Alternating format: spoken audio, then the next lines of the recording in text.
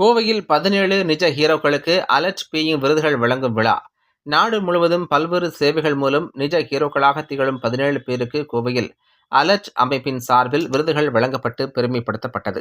நாடு முழுவதிலும் இடர்பாடுகளின் போது பொதுமக்களை காப்பாற்றுதல், சேவை மனப்பான்மையுடன் செயல்படுதல், பிறருக்கு உதவுதல் உள்ளிட்ட சமூகம் சார்ந்த பணிகளை மேற்கொள்ளும் தனி நபர்கள் மற்றும் அமைப்புகளை கௌரவிக்கும் விதமாக அலர்ட் அமைப்பு சார்பில் ஆண்டுதோறும் விருதுகள் வழங்கப்பட்டு வருகின்றது.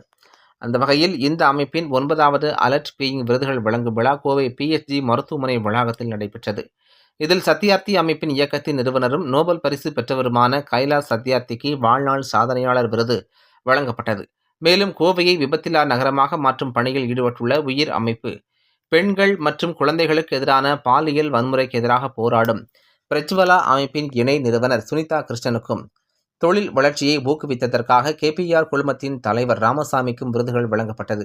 மேலும் தன்னை விட மூத்த மாணவன் கிணற்றில் விழுந்து உயிருக்கு போராடுகையில் அவரை காப்பாற்றிய கோவை கண்ணம்பாளையம் அரசு பள்ளி 9ஆம் வகுப்பு மாணவன் மணீஷுக்கும், ஜான்சி ரயில் நிலையத்தில் கர்ப்பிணிக்கு உதவிய ராணுவ மேஜர் ரோஹித்திற்கும் விருதுகள் வழங்கப்பட்டது.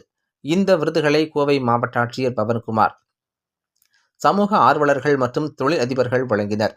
இந்த நிகழ்ச்சியில் அலர்ட் அமைப்பின் தலைவர் மைக் முரளிதரன், நிறுவன அறங்காவலர் கலா பாலசுந்தரம், அலர்ட் அமைப்பின் இணை நிறுவனரும் நிர்வாக அறங்காவலருமான ராஜேஷ் திரிவேதி உள்ளிட்ட பலர் கலந்து கொண்டனர் என்பது குறிப்பிடத்தக்கது.